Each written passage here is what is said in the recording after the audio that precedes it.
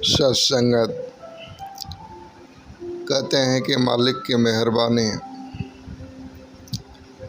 कि अगर जीवन में कोई बड़ा सा मुकाम हासिल कर लिया तो ये समझें कि मालिक की मेहरबानी है। और कुछ ज़िंदगी से चला गया, कुछ नुकसान हो गए, तो ये समझना कि मालिक की मेहरबानी नहीं हुई, मालिक की कृपा नहीं हुई। तो ये सारी चीज़ें जो है एक अपने मन की अवस्था है कि कुछ अच्छा हुआ तो मालिक का शुक्राना, और कुछ हमने चाहा और उससे अलग हो गया तो फिर ये सोचना कि मालिक की कृपा नहीं, मालिक मेहरबान नहीं। तो ये सारी बातें जो है हमारे मन की एक कंडीशन है और उसके हिसाब से ये सब ऊपर नीचे होते रहता है। लेकिन अगर जहाँ तक उनकी कृपा और मेहरबानी की बात किया जाए तो मात्र हर मोड़ पे ईश्वर की मेहरबानी के सिवा कुछ है ही नहीं, क्योंकि ये जीवन मिला, संसार में आना हुआ, ये देह मिली, ये संसार मिला, ये तो मालिक की मेहरबानी हुई तो ही प्राप्त हुआ। हम अपने आप इस दर पे प्रकट हो जाएंगे ऐसी तो कोई व्यवस्था नहीं।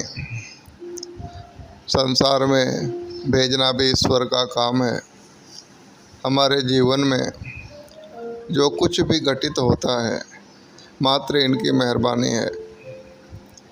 और शुक्राना का भाव रखना हमेशा। ये कहते हैं कि मालिक मेहरबान है तो ही हमारी आँखों में रोशनी है,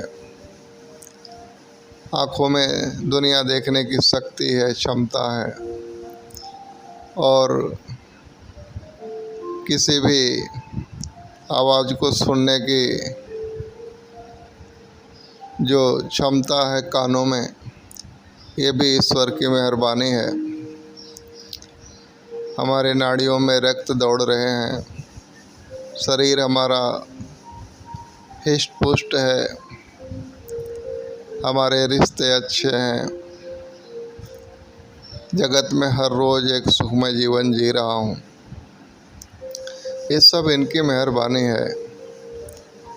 यहाँ तक कि हमने अगर कोई रोटी खाई, खाना खाया और वो हजम हो गया, सही तरीके से पच जाता है, ये भी मालिक की मेहरबानी है। क्योंकि खाना तो खाने के बाद हम पचाने का काम नहीं करते।